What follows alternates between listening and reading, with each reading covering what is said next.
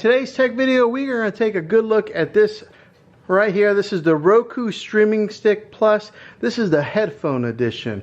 We're going to unbox and get this set up. That's today's tech video.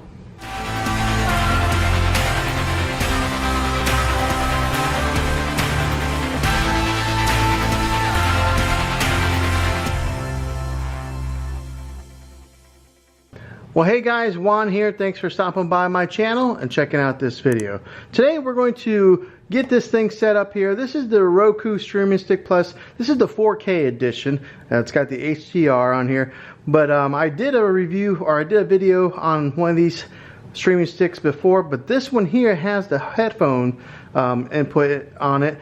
So that way if you wanted to watch TV and just enjoy it to yourself, maybe you're in a room and somebody else didn't want to hear what you were watching, you can hook up headphones right into the remote control and just hear it to yourself, and doesn't bother anybody else. So that's kind of a nice little feature that they're offering on this particular Roku streaming stick. Roku does offer a bunch of varieties of different streaming devices, and if you do buy one, I do recommend get the one that has the 4K on it.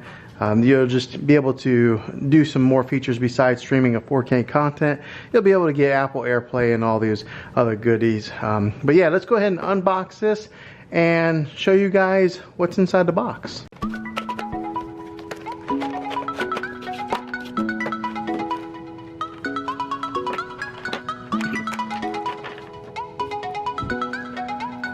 Okay, once you get everything out of the box, this is what you get. You've got your Roku remote here that comes preset with a few inputs with Netflix, Disney Plus, Hulu, and Sling.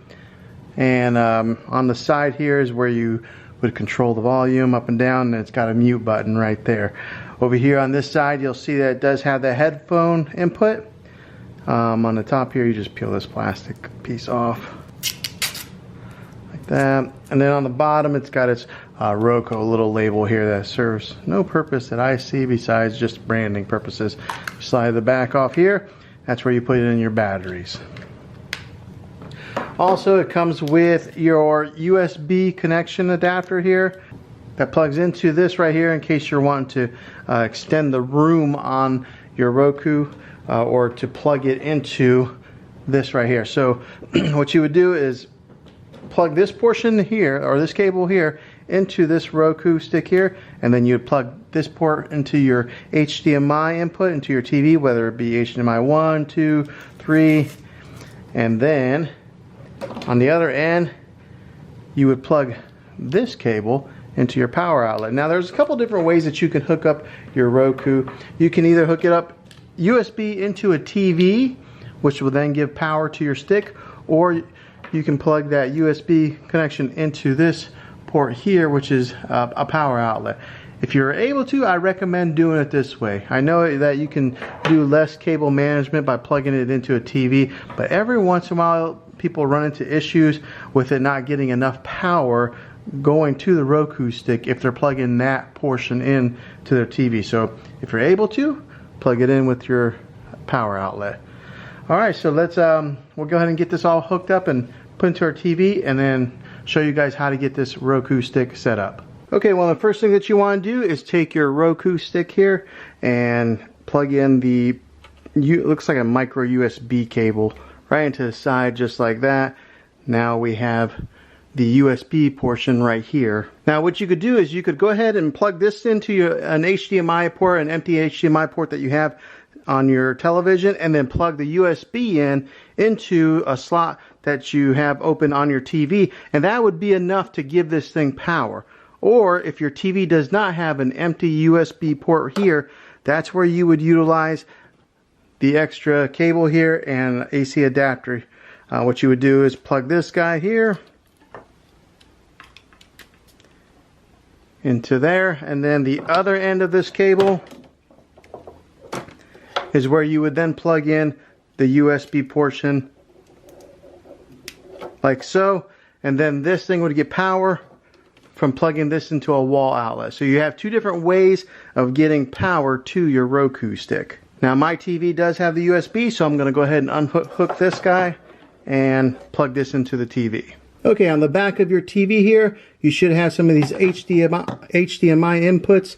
I'm going to put mine in HDMI 1, and then I'm going to put the other USB portion right in here and plug those two components in. Okay, once you have them plugged in, they'll look like that, and the stick then talks to the remote. So I like this setup here because it's real minimal, not a whole lot of cable management going on, no extra cords, hanging down past the TV and being visible. I like this setup here, but if your TV doesn't have that, plug it into the wall. Okay, once you turn on your TV and you go to the right HDMI input, this screen comes up here to get started. You select whatever language that you want it in. It starts to scan for your wireless networks, and then you just select your particular Wi-Fi. After you find your Wi-Fi, go ahead and enter in your Wi-Fi password. Once you enter in your Wi-Fi password, it'll start to look for your wireless connection.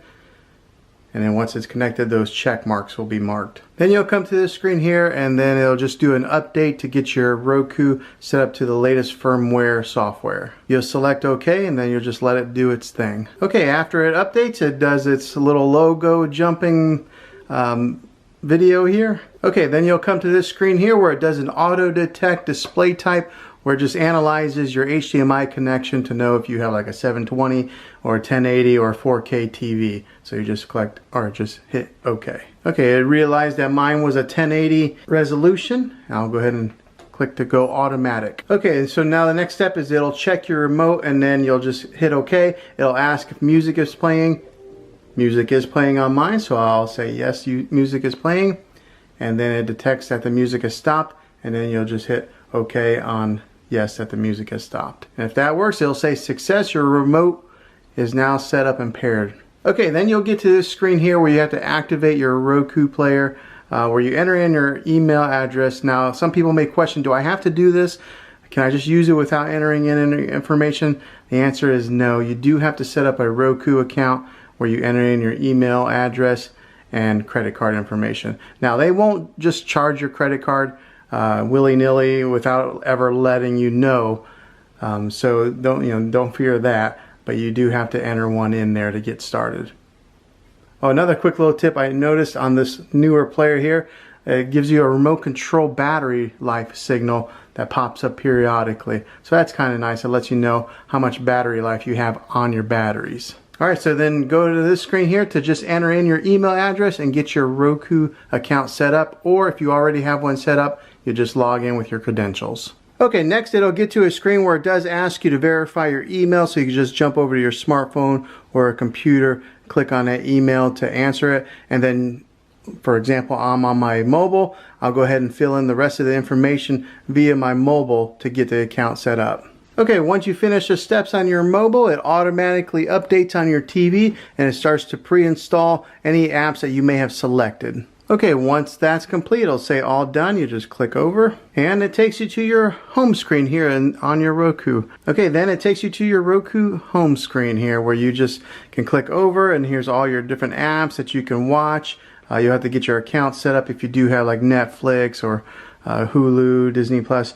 You have to enter in all your credentials, but yeah, this is a Roku. I do like their setup here, their platform. It's very user-friendly, easy to learn, just right out of the box. But yeah, this is how you get it all installed. Hopefully this video helped you out. If it was, go ahead and throw a thumbs up on this. Go ahead and subscribe to my channel. I make tech videos all the time, and I'd love to have you back in the next one. Take care.